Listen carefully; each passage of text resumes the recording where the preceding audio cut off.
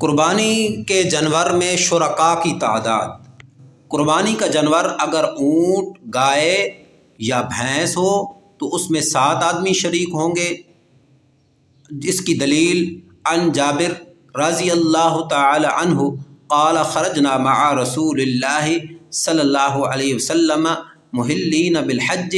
فامرنا رسول اللہ صلی اللہ علیہ وسلم ان نشترک فی الابل والبقر کل 7 منا فی بدنۃ۔ حضرت جابر رضی اللہ تعالی عنہ سے روایت ہے، فرماتے ہیں ہم آپ صلی اللہ علیہ وسلم کے ساتھ حج کا احرام باندھ کر نکلے تو آپ صلی اللہ علیہ وسلم نے حکم دیا کہ ہم اونٹ اور گائے میں 7 آدمی شریک ہوں، اور اگر قربانی کا جانور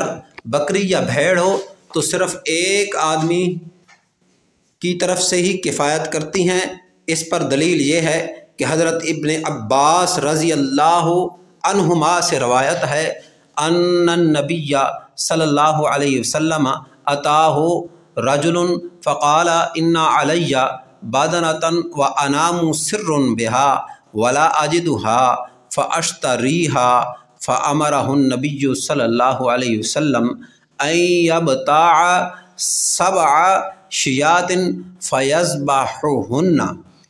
حضرت ابن عباس رضی اللہ تعالی عنہ سے روایت ہے ایک شخص آپ صلی اللہ علیہ وسلم کی خدمت میں آیا اور عرض کی مجھ پر ایک بڑا جانور اونٹ یا گائے واجب ہو چکا ہے اور میں مالدار ہوں، مجھے بڑا جانور نہیں مل رہا، میں